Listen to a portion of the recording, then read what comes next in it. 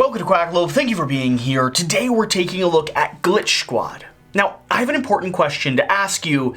Do you like codenames, Decrypto or Clover? Well, if so, Glitch Squad is going to be right in your aisle of games. You see, this is going to be in the same family or genre. It is a word puzzle, where you're doing your best to provide information and deduce what you, your teammates, and your opponents are solving for. You see, here in Glitch Squad, you have one very important riddle you're trying to solve. You're trying to find the password on your card. But it's not so simple as that. You need to use a series of forensic deduction skills to discover what exactly the correct answer is. On your turn, you can play 2, 6, or 8 players in a classic game, but there's some very interesting 3 and 5 player rules that provide for odd player counts. You're going to be drawing a card, which is going to establish a type of evidence. For instance, let's start with a common location. Say a courthouse. I will write down 3 different clues based off of that. Let's say judge. Let's add in maybe a clue victim. And then I see here on the third angle, I have to start with the word P. So let's go with police. I think anyone watching this would consider courthouse to be one of the options. It's certainly not a prison because I have the word judge in there. A victim implies some sort of crime has happened, and a police officer, well, certainly would be in the room. You've got to keep the defense locked in. I will then close my tile and hand this to my opponent.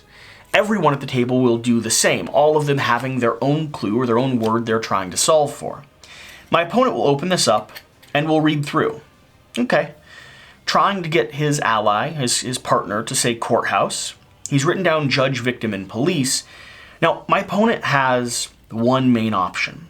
They get to glitch one of the words in this little case.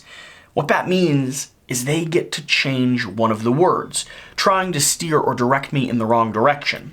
Like, I think police is certainly a good thing to keep, but I want to change it away from a courthouse, and I think judge probably is the best indicator. So I'm going to glitch the word judge. I'm going to write down police. I'm going to keep the word victim, but instead of judge, let's add in something that maybe directs you to a crime scene, a park, convenience store, but I can't be too obvious. It can't indicate that I might have changed something. I want it to still fit into this vacuum. So I'm going to add in jewelry. This now indicates some connection to a location.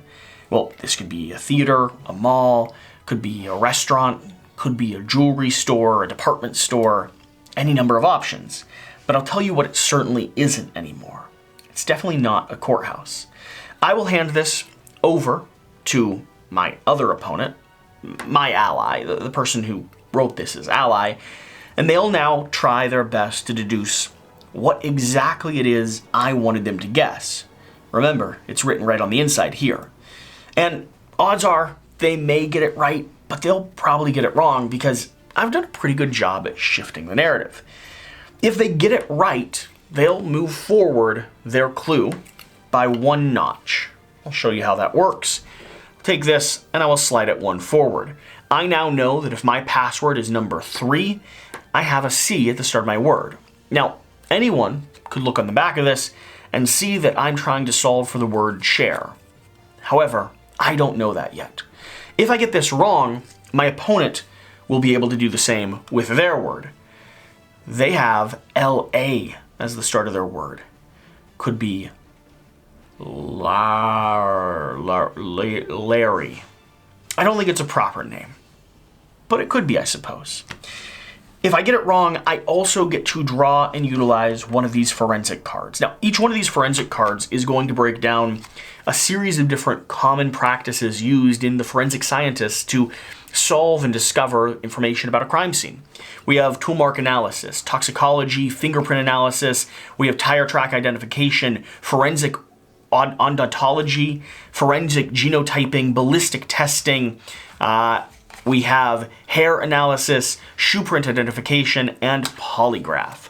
Now, some of these will be more reliable than others because in the forensic scientists, or the forensic sciences, some skills, some tests are a little bit more accurate. They're provided in the courtroom, allowed to be used in actual analysis of a crime scene. But here, we're going to do a polygraph test. Not quite as reliable as I would like, but it'll give me some information. The glitch will tell me which clue was added, but they can lie. So the glitch, who wrote down the top words here, will look at this and go, do I want to tell the truth? Do I want to lie? What's going to direct them in the right direction? And I'm going to decide to tell the truth because oftentimes it's harder to lie than it is just be straight up. I glitched jewelry. Now, the person can decide to believe them or to, consider it a lie. Could be police and jewelry, could be victim and jewelry, but that doesn't make sense. I'm going to choose to believe them. And I'm going to narrow it down. Police and victim. Where would the police and victim be together at a location? Could be prison, but I don't think the victim really goes to prison. Could be a police station. But let's say we happen to make it to courthouse. If we do, we now get to slide our tile forward. Now the game will continue like that for 5 rounds. Location, profession, hobby, weapon, and then back to location. And you're doing your best to get yourself and your team to have guessed all of the passwords before the end of the game. Now, the interesting thing with this is if you successfully guess a password, let's say I pulled CH and I just went for chair. Although, knowing me, I'd probably go with chameleon or China, and is chameleon even spelled with an H? There's more complications for me in this game than maybe for you. I will get to reveal my card, flipping it over, denoting that I have my password solved. And now whenever I successfully solve a glitch, my allies get to move their password forward by 2, giving you a little bit of an advantage and helping escalate the game to a crescendo. The goal is to have everyone on your team solved their puzzle and everyone on the opponent's team, at least most people on the opponent's team, to have not solved for their password. And that's the core structure of the game. It's another one of those unique twists on the word smithing or the word puzzle game. Codenames allows you to give clues, trying to identify similarities on the board. Decrypto is going to be giving passwords where you already have the answer, and so Clover allows you to write down these associations where you're trying to pass it over and figure out what the person has placed in adjacent corners of the board. Here with Glitch Squad, you're going to be handing a bit of information over that solves for the correct answer. Kind of similar to those other games, but here, the interaction of being able to change one of those words is such a nice introduction to the puzzle. I really think it does a good job of allowing you to kind of explore this genre even deeper. And honestly, I think the game is quite interesting and fun. I also think the game's creation is really unique. I have a little section on the back of the book here that I'd like to read and acknowledge because how this game is being supported and being introduced to an audience of people, I think is worth paying attention to. Glitch Squad was created in collaboration between LabX at the National Academy of Scientists, Tilt Factor Laboratory at Dartmouth College, and Resonim. The National Academy of Scientists is a private nonprofit institution that provides expert advice on some of the most pressing challenges facing the nation and the world.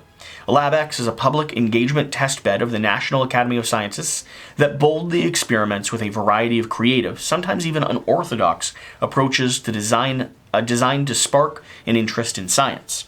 Founded by Dr. Mary Flanagan, Tilt Factor is a game research and development laboratory at Dartmouth College.